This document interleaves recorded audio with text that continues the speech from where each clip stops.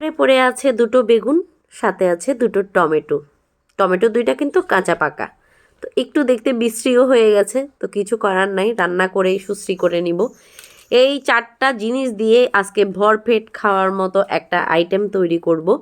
তো যাদের মুখে রুচি নাই তারা ভিডিওটা দেখতে পারেন। তো এই যে বেগুনটাকে আমি প্রথমে চাকা চাকা করে কেটে নিচ্ছি, আর আপনারা তো জানেনই আমি ছুরি দিয়ে কাটার বেলায় একেবারেই পারদর্শী না। তো যাই হোক, অনেক কষ্ট করে কেটে নিলাম। কেটে নেওয়ার পর এখন এগুলোকে খুব ভালো করে ধুয়ে নিলাম।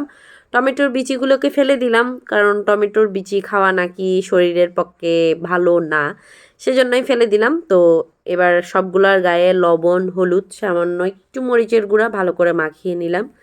এবার কড়াইতে গরম করলাম তেল, অবশ্যই সয়াবিন তেল। তেলটাকে একটু ভালো করে গরম করে নিলে ভাজিটা খুব সুন্দরভাবে হয়ে যায়। তো প্রথমে তেলটাকে গরম করে নিয়ে এবার বেগুনগুলো দিয়ে দিলাম। বেগুনগুলো দিয়ে বেগুনের ফাঁকে ফাঁকে টমেটো দিয়ে দিলাম। টমেটো যেহেতু দুইটা দুইটা টমেটোতে 4 ফালি হয়েছে। এভরিওয়ান, সবাইকে নমস্কার, আদাব। আমি পূর্বা, আপনারা দেখছেন এক্সপেরিয়েন্স উইথ পূর্বা। দেখা শুরু করেছেন, সবাই একটা লাইক দিয়েন মনে করে। যদি ভালো লাগে অবশ্যই শেয়ার করে দিবেন। পুরোটা দেখে কেমন লেগেছে অবশ্যই কমেন্ট করে জানাবেন। সেই সাথে এটাও জানাবেন কারা কারা এই রেসিপিটা করে খান আমার মতো অরুচি ব্যামো হলে। দেখুন, আপনাদের সাথে খোশ গল্প করতে করতে কিন্তু বেগুনের এক পাট ভাজা হয়ে গেছে। সেটাকে খুব সুন্দরভাবে একটা চামচ সমেত উল্টে দিচ্ছি, টমেটোগুলোকেও উল্টে দিচ্ছি। আপনাদের সাথে কথা বলতে বলতে কিন্তু আমি কয়েক কোয়া রসুনও দিয়ে দিয়েছি। এবার উল্টে পাল্টে ঢাকা দিয়ে দিলাম। রসুনগুলোও কিন্তু ভাজা হয়ে গেছে, টমেটোগুলোও ভাজা হয়ে গেছে। এবারে দিয়ে দিলাম একটার মতো শুকনো ঝাল। আপনারা চাইলে একটু বাড়িয়ে কমিয়েও দিতে পারেন। আমি এখানে কাঁচামরিচও অ্যাড করবো পারে, সেজন্য শুকনো মরিচ আমি একটা দিলাম।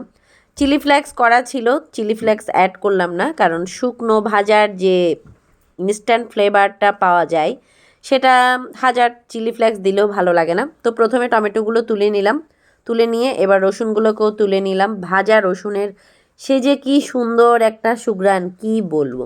সব কিছু ভাজা কমপ্লিট, সেগুলোকে গরম গরম প্লেটে তুলে নিয়েছি। আর এগুলো যেহেতু অনেক বেশি গরম ছিল, আমি তো হাত দিতে পারছি না, হাত দিলেই কিন্তু আঙ্গুল পুড়ে ছেঁচা হয়ে যাবে।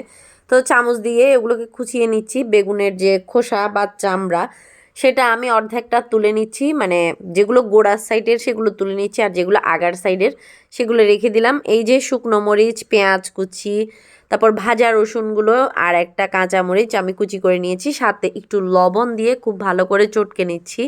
কাঁচা পেঁয়াজ, ভাজা রসুন, আবার শুকনা মরিচ, আবার কাঁচা মরিচ, কি সুন্দর একটা কম্বিনেশন না? তারপর দেশি ধনিয়া পাতা, যেটা না দিলেই নয়। এই তো তৈরি হয়ে গেল শীতকালের সব থেকে সিগনেচার আইটেম। এই যে ভর্তা কিন্তু রেডি। এবার যান, গরম গরম ধোঁয়া ওটা ভাত নিয়ে বসে পড়ুন। পুরো পাতিল শেষ করতে না পারলে আমাকে ডাকবেন।